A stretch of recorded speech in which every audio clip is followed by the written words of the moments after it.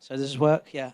Yeah, so thank you for being here. Thank you for your time. My name is Jaron Reddy. I work for a company called ENTRNCE, and we sit in the space of 24/7 carbon-free energy.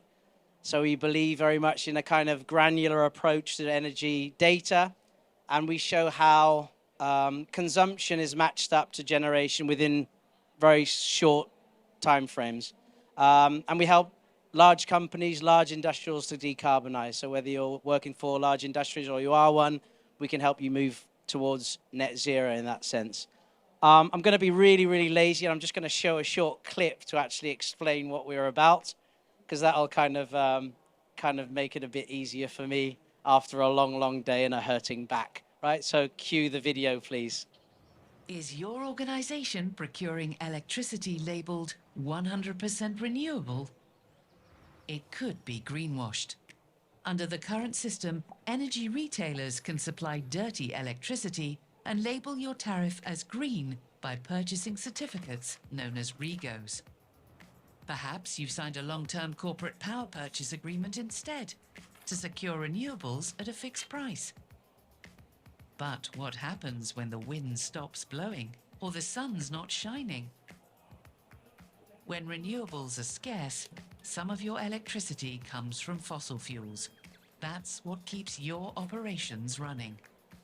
Here too, REGO certificates are traded to label your contract 100% green. Studies show that REGOs are causing firms to overstate their emissions reductions. The system is broken, and it's failing carbon-conscious organisations. That's why the UK government and the Greenhouse Gas Protocol are reviewing the regulations. We'll soon see policy changes that make it harder for you to claim your supply is 100% green. Across the UK, organisations aren't waiting for the rules to change. They want the transparency they deserve now. To create a greenwash-free, clean energy strategy.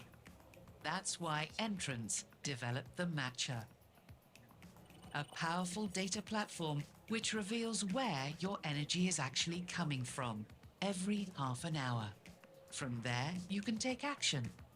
The Matcher simulates how various on-site and contracted clean energy sources cover your power consumption. Armed with this advice, you can move closer to a future-proof, 24/7 zero-carbon energy supply. We'll help you lead the way. Find out more at entrance.co.uk. Yeah, so yeah, I've been hearing that voice all day, so that's very pleasant. Yeah, so I'm going to tell you a bit more about how we go about 24/7 carbon-free energy and what that entails.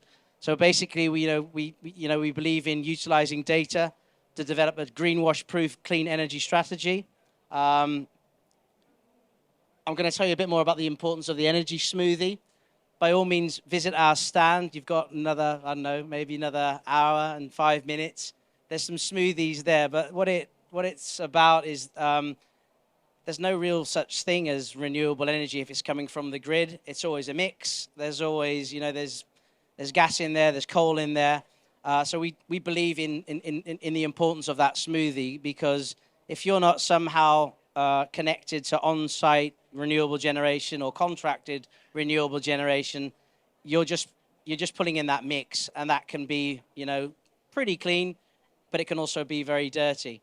And if you analyze that data properly, there's even a case for CHPs. Maybe it's cleaner to fire up a gas-fueled CHP than to pull dirty energy from the grid. That's a case we're working on actually at the moment. So we are all about looking at data the way it should be looked at, so at a real granular level.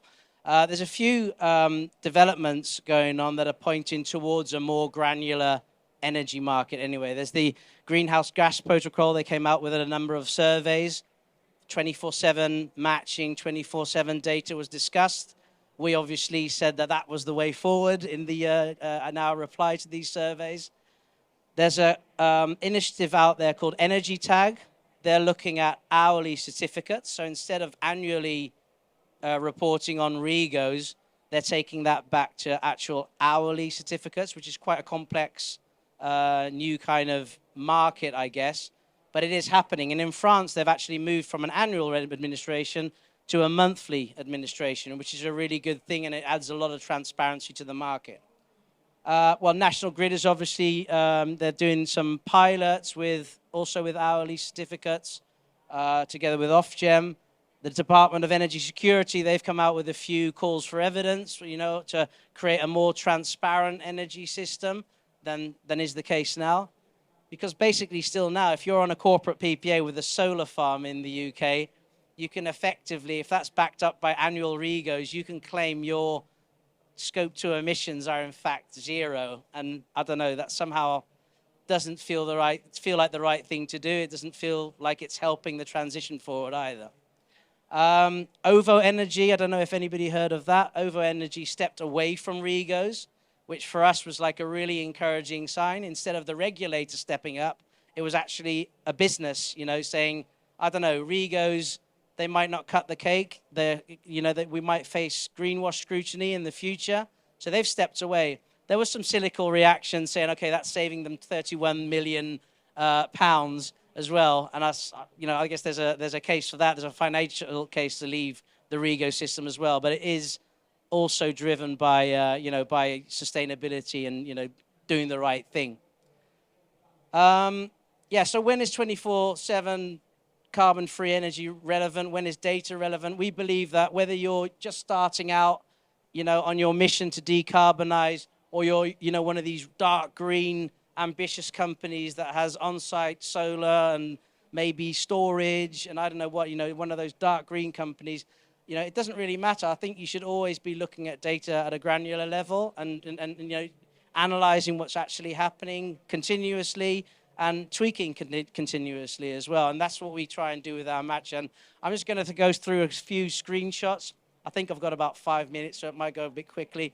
But I'm going to go through a few screenshots which might kind of help illustrate what we're trying to achieve. So what you see here is a typical industrial client. It's a monthly profile in July. This industrial client has a CHP on site, which is producing heat and power.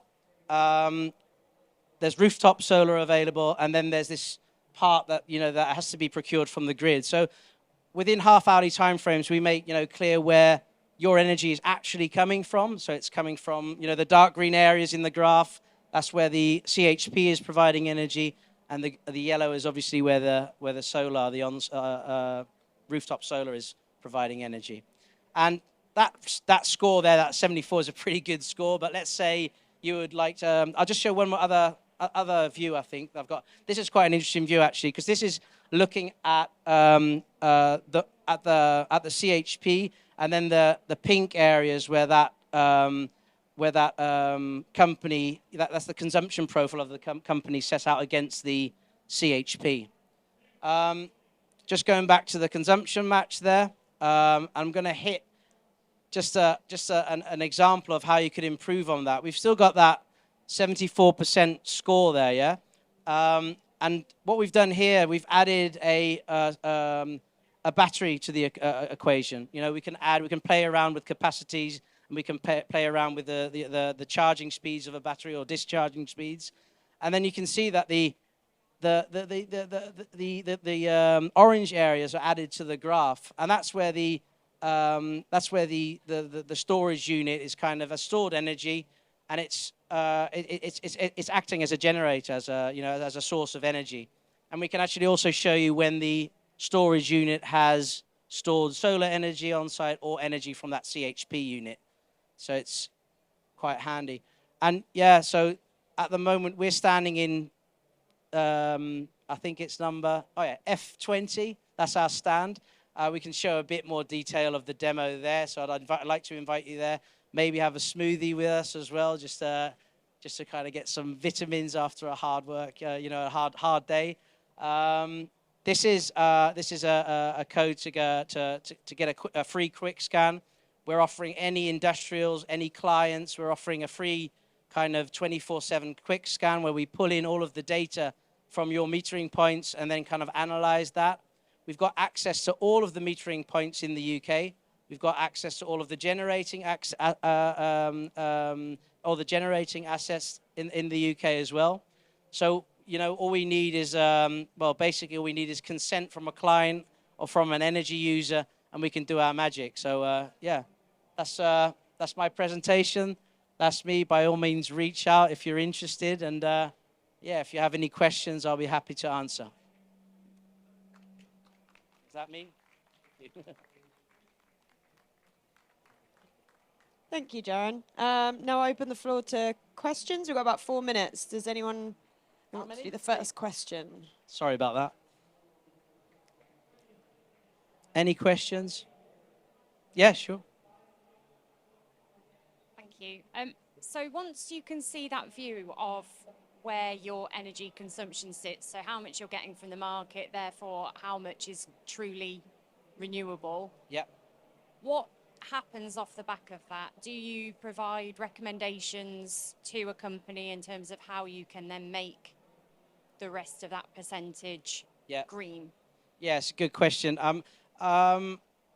I mean, we're about, you know, we're about doing the right thing. So we look at data and we kind of advise clients to get we set a standard. So we you know, 24/7, you know, 24/7 renewable energy is a tough one right now. You know, you're not going to get there, and if you're pulling it from the grid, there's all sorts in there.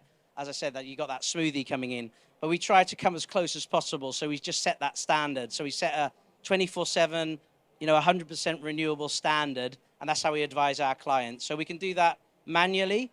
So we can work with a client that has land to develop or whatever, but then we can also do that automatically and just pull in the half-hourly data and say, looking at this half-hourly profile, these sources of energy would best fit that unique situation. So that's how we do it. Yeah. Does that answer your question? Cool. Any more questions or thoughts? I have critic? I'll go if no one else goes. Yeah, go. Yeah. We heard from Climate Seed just before. They're an emissions monitoring platform. There are a lot of emissions monitoring platforms and a lot of companies using them. So your system is super smart in terms of the live real-time data. Thank you. Have you considered working with those innovators, or how have you looked into those partnerships with others? Yeah. Well, first priority is getting into business, I guess. Well, I like to add, I mean, we're not really about the emission reporting part of it. It's in the system, and we can be really accurate about what's happening emission-wise. But it's about advising clients to do the right thing. So to look at their unique situation and prove which different renewable technologies best suit their unique situation. That's what we're about. Does that? Yeah, I think so. It's not about, the emissions are in there, but it's not our priority to report on emissions or anything. And I guess the other big company motivator would be cost. Yeah. Is that also data you provide on? So if you're doing scenarios of you can plug in this battery, can you do cost scenarios? Yeah. Now, I mean, we have to be honest about that. I mean, we could take that in. I think the next thing that we're going to take in is forecasting. So saying, okay, the weather forecast is going to look like this. Maybe it would be good to switch on your CHP at a certain time, or switch it off or whatever. So we're looking into forecasting financially and saying, I think that would be quite complicated because you have so many different wind turbines, so many different batteries, and we'd have to take all of that information in this. I think that would be a bit too much, to be honest. So I'd leave that to the client. Okay. Yep. And then last quick question from me, unless there's any more. The audience? Did you have a question, or? Oh, you're pointing. Okay. Don't do that. What stage are you at in development, and what is it that you're looking for? Investment, partnerships, customers, all of the above? Yeah, we're immensely mature. No, we're kind of, well, we just started out now with our first 2 projects in the UK.